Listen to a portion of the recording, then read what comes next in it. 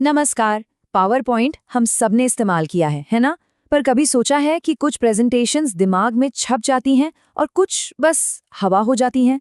आज हम power point को सिर्फ एक टूल की तरह नहीं, बल्कि एक कहानी सुनाने की कला की तरह देखेंगे। तो चलिए सीखते हैं कि अपनी बात को असरदार तरीके से कैसे पेश किया जाए।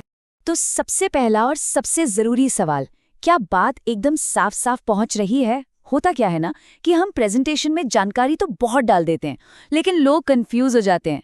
और सोचिए जरा, इतनी मेहनत की और अगर मैसेज ही क्लियर नहीं हुआ तो फिर क्या फायदा?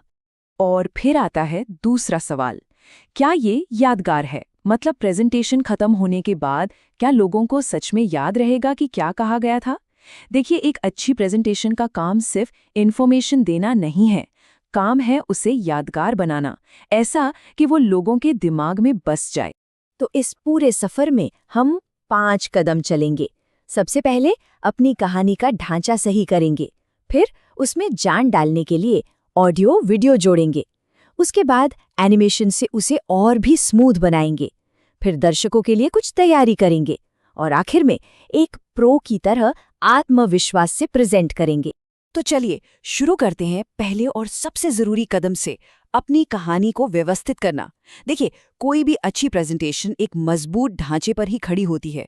ये उसकी रीढ़ की हड्डी की तरह है। इसका मतलब क्या है? मतलब स्लाइड्स का जो क्रम है वही तो कहानी का फ्लो है। अगर क्रम सही है तो लोगों को बात आसानी से समझ आती है, बिना किसी कंफ्यूजन के। सब कुछ एकदम पानी की तरह बहता है।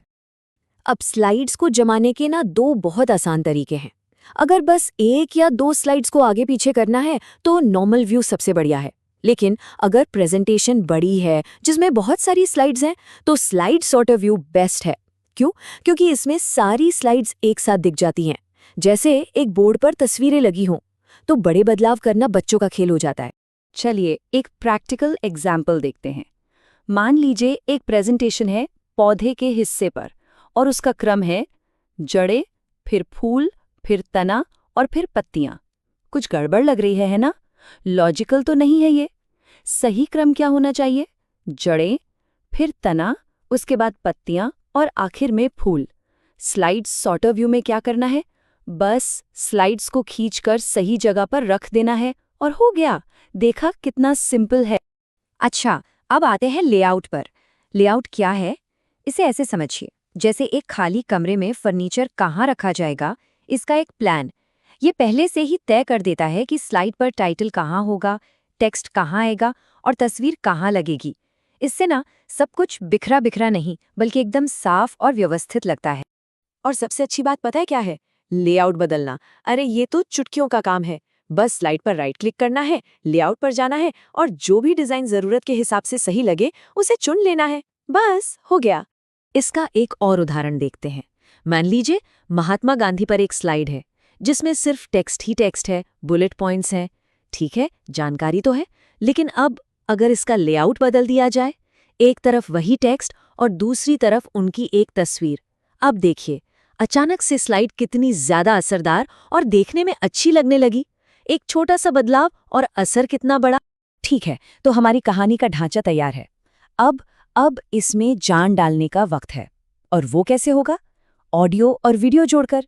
इससे हम सिर्फ जानकारी दिखाएंगे नहीं, बल्कि लोगों को महसूस भी कराएंगे। वीडियो जोड़ना ये तो बहुत ही आसान है। बस इंसर्ट टैब में जाकर अपनी फाइल चुननी है, लेकिन इसका असर वो बहुत बड़ा होता है। कोई भी मुश्किल चीज, कोई प्रोसेस समझाना हो तो एक छोटा सा वीडियो वो कमाल कर सकता है। सोचिए, एक साइंस क्लास है, टॉपिक है जल चक्र। अब इसको शब्दों में समझाना थोड़ा मुश्किल हो सकता है, लेकिन अगर वहीं एक 30 सेकंड का वीडियो चला दिया जाए जिसमें पानी भाप बन रहा है, बादल बन रहे हैं, तो स्टूडेंट्स उसे सिर्फ सुनेंगे नहीं, अपनी आंखों से देखेंगे। और ये हजारों शब्दों से ज्यादा असरदार है। और बिल्कुल इसी तरह ऑडियो भी जोड़ा जा सकता है। सोचिए, किसी ऐतिहासिक घटना पर प्रेजेंटेशन चल रही है और बैकग्राउंड में एक हल्का सा देशभक्ति संगीत बज रहा है, या फिर किसी जरूरी पॉइंट पे एक छोटा सा साउंड इफेक्ट आ जाए। ये छोटी छोटी चीजें ना तुरंत माहौल बना देती हैं। तो देखिए, कहानी तैयार है, उसमें ऑडियो वीडियो भी लग गए। अब बारी है फाइनल टच की, एक प्रोफेशनल फिनिश देने की। और इसके लिए हमारे पास 2 जबरदस्त टूल्स हैं, ट्रांजिशन और एनिमेशन। इनसे हम लोगों का ध्यान ठीक वहीं खींच सकते हैं जहां हम चाहते। ट्रांजिशन क्या है? ये वो इफेक्ट है जो एक स्लाइड के खत्म होने और दूसरी के शुरू होने के बीच में आता है, जैसे कि फेड या वाइप।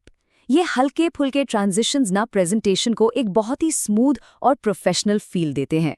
हाँ, एक बात का ध्यान रखना जरूरी है, इसे सिंपल रखना ही सबसे अच्छा है। अब एनिमेशन ये ट्रांजिशन से अलग है। ट्रांजिशन पूरी स्लाइड पर काम करता है, लेकिन एनिमेशन स्लाइड के अंदर की चीज़ों पर। मतलब कोई टेक्स्ट है या कोई तस्वीर, उस पर जो मूवमेंट होता है वो एनिमेशन है। जैसे बुलेट पॉइंट्स का एक-एक करके सामने आना। और इसका एक बहुत ही ज़बरदस्त इस्तेमाल बताता हूँ। मान लीजिए एक स्लाइड है प्रदूषण के प्रकार पर और उसमें 4 पॉइंट्स हैं। अगर सारे पॉइंट्स एक साथ दिखा दिए तो लोग आगे का पढ़ने लगेंगे। लेकिन अगर एनिमेशन का इस्तेमाल करके हर पॉइंट को एक-एक करके सामने लाया जाए तो क्या होगा? लोगों का ध्यान सिर्फ उसी पॉइंट पर रहेगा जिस पर बात चल रही है। ये कंट्रोल रखने का एक बेहतरीन तरीका है। चलिए अब बात करते हैं कुछ फाइनल टच की। ये वो चीजें हैं जो प्रेजेंटेशन को और भी ज्यादा प्रोफेशनल बनाती हैं और सबसे जरूरी, ये दर्शकों के लिए बहुत काम की होती हैं। जैसे कि हेडर और फुटर। ये प्रेजेंटेशन को एक ऑर्गेनाइज्ड लुक देते हैं। फुटर में टॉपिक का नाम, तारीख या स्लाइड नंबर डालने से ना एक तो कंसिस्टेंसी बनी रहती है और लोगों को भी हमेशा पता रहता है कि वो क्या देख और सुन रहे हैं। और ये एक प्रो टिप है, इसको जरूर याद रखिएगा। अगर हैंडआउट्स देने हैं तो हमेशा 3 स्लाइड प्रति पेज वाला ऑप्शन चुनिए। क्यों? क्योंकि इससे स्लाइड के बगल में नोट्स लिखने के लिए अच्छी खासी जगह मिल जाती है और ये बाद में रिवीजन के लिए बहुत काम आती है। तो सब कुछ तैयार है, डिजाइन हो गया, मीडिया लग गया, फिनिशिंग हो गया। अब आता है आखिरी और सबसे अहम पड़ाव, एक प्रो की तरह पूरे आत्मविश्वास के साथ अपनी बात रखना। एक प्रोफेशनल की पहचान क्या होती है? वो माउस पर कम, कीबोर्ड पर ज्यादा निर्भर रहता है। तो ये शॉर्टकट याद कर लीजिए।